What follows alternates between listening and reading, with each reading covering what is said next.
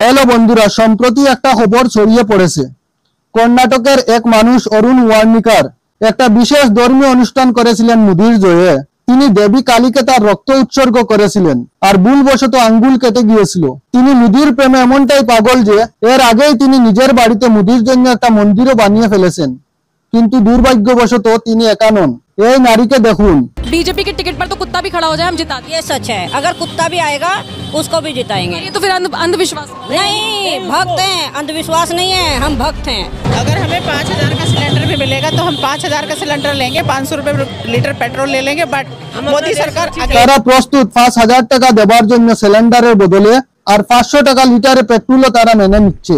তারা মেনে নিয়েছে যে মোদি এই দামগুলো নিয়ন্ত্রণ করতে পারছে না, তবুও তারা ভোট দেওয়ার জন্য প্রস্তুত।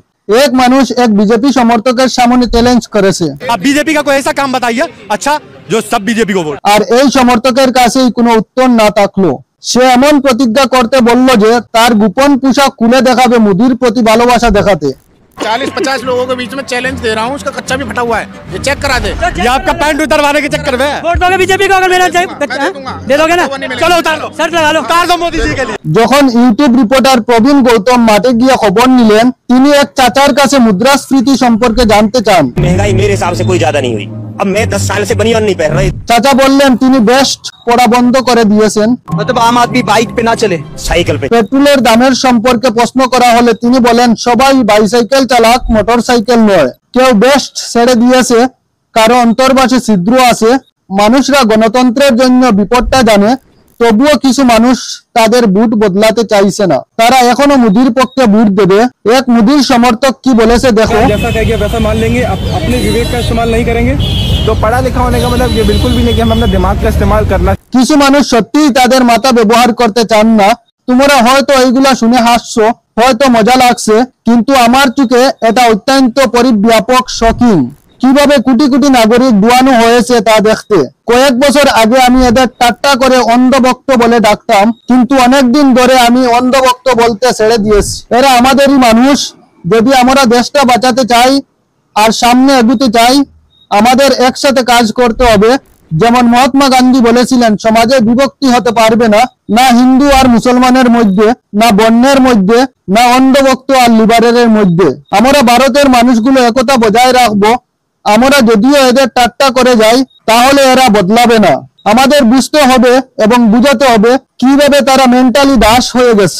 জানো আসলে কে দায়ী এই ব্রেন ওয়াশিং এর জন্য? WhatsApp university. শুনেছো ঠিক।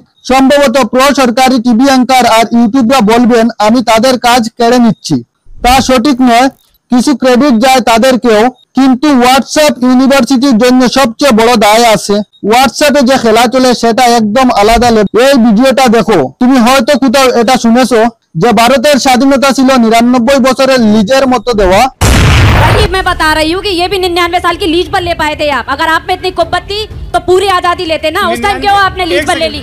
99 साल की लीज पे। हाँ, ये जो आजादी हुई है ये 99 साल की लीज पर है। भारत कम्प्लीटली आजाद नहीं। এই মহিলা একজন বিজেপি যুব সংগঠনের রাজনৈতিক। তুমি ভাবছো কিভাবে তিনি এই তথ্য জানলেন? নিশ্চয়ই হোয়াটসঅ্যাপ থেকে। দুর্ভাগ্যবশত হোয়াটসঅ্যাপ ইউনিভার্সিটি একটা গভীর সুরুং। এখানে প্রচারিত বেশিরভাগ মেসেজ কেবল মিথ্যে নয়, বরং অনেক গুণ বেশি বিপজ্জনক। এটা একটা সংগঠিত মাফিয়া, একটা সিস্টেম যা ব্যাংক এন্ড থেকে মানুষদের ব্রেন ওয়াশ করে। কিভাবে ঠিক করা হয় চলো একটু আগে থেকে বোঝা যাক। প্রো সরকারি মিডিয়ার তুলনায় হোয়াটসঅ্যাপ কেন 10 গুণ বেশি বিপজ্জনক? একটা সহজ কারণ আছে। প্রো সরকারি অ্যাঙ্কারদের এফআইআর আর পুলিশ কেসের ভয় থাকে। দেখো এই নিউজ 18 অ্যাঙ্কার আসান চোপড়াকে, ওটা লজ্জাহীনতায় একেবারে সীমাহীন। যদিও তার নাম আমান, শান্তির মানে, কিন্তু ধর্মীয় বিভাজন ছড়ানোর জন্য ওর বিরুদ্ধে বহু নোটিশ এসেছে, জরিমানা করা হয়েছে।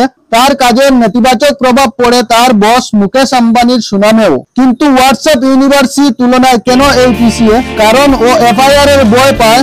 আমান চোপড়া রাজস্থানে একটি মন্দির ধ্বংসের বিষয়ে মিথ্যা খবর ছড়িয়েছে। তার প্রোগ্রামে তিনি বলেছিলেন যে যখন জাহাঙ্গীরপুরীতে একটি মসজিদের গেট ধ্বংস হয়, তখন রাজস্থানের কংগ্রেস সরকার পাল্টা হিসাবে একটি মন্দির ধ্বংস করে। তারপর বিজেপি রাজস্থানের মিথ্যা খবর ছড়ায়। অনেক মিডিয়া অর্গানাইজেশন একটি ফ্যাক্ট চেক করে মিথ্যা প্রমাণ করেছে, যেমন দ্য কুয়াইট। বাস্তবে এই মন্দিরটা আগে ধ্বংস করা হয়েছিল।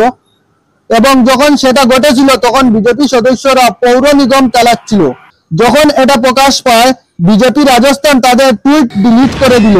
কিন্তু আমান চোপড়ার বিরুদ্ধে 3টি এফআইআর করে ধর্মকে ব্যবহার করে মানুষকে উস্কানি দেওয়ার জন্য, সংঘাত বাড়ানোর জন্য রাজস্থান পুলিশ আমানকে গ্রেফতার করতে গিয়েছিলেন, কিন্তু ইউপি পুলিশ হস্তক্ষেপ করে আর আমান সামহাও এই মামলাটি এড়িয়ে গিয়েছেন। আর্ণব গোস্বামীর ঘটনাও একই রকম। তুমি হয়তো শুনেছো যে মহারাষ্ট্রের পালগড়ে 2 সাধু আর তাদের সঙ্গীকে লেচা দেওয়া হয়েছিল। সোশ্যাল মিডিয়ায় রুমার ছড়ায় যে তারা সন্তান অপহরণকারী। এজন্য 101 মানুষকে গ্রেফতার করা হয়, কিন্তু ঠিক তারপরে হোয়াটসঅ্যাপে একটা মিথ্যা মেসেজ ছড়ায়। বলা হয় ওই 2 সাধুকে হত্যা করেছে মুসলিমরা। তখনের গৃহমন্ত্রী অনিল দেশমুখ পরিষ্কার করেন যে গ্রেফতার হওয়া 101 ব্যক্তির মধ্যে কাউকে মা করা হয়নি। কিন্তু এই মিথ্যাটা ন্যূনতম লজ্জা না দিয়ে রিপাবলিক টিভির আর্ণব গোস্বামী তার চ্যানেলে ছড়িয়েছেন। Of the killing of 2 Hindu sadhus wearing saffron clothes easily identifiable, she insists this is not communal at all. Does it make any sense to you? ফলে আর্ণবের বিরুদ্ধে একটি এফআইআর করা হয়। একই রকম আমিষ দেবগন আরেক অ্যাঙ্কার নিউজ 18 এর তিনি সুফি পীর খাজা মঈনুদ্দিনকে ভয়ানকভাবে কটূক্তি করেছেন। পরে তিনি টুইট করে ক্ষমা চেয়েছেন, বললেন তিনি আসলে আলাউদ্দিন খিলজির কথা বলেছিলেন, কিন্তু জিহ্বার ফাঁক থেকে মিস্টেক করে নাম পড়ে গেল খাজা মঈনুদ্দিন। কিন্তু তার বিরুদ্ধে এফআইআর করা হয়েছিল।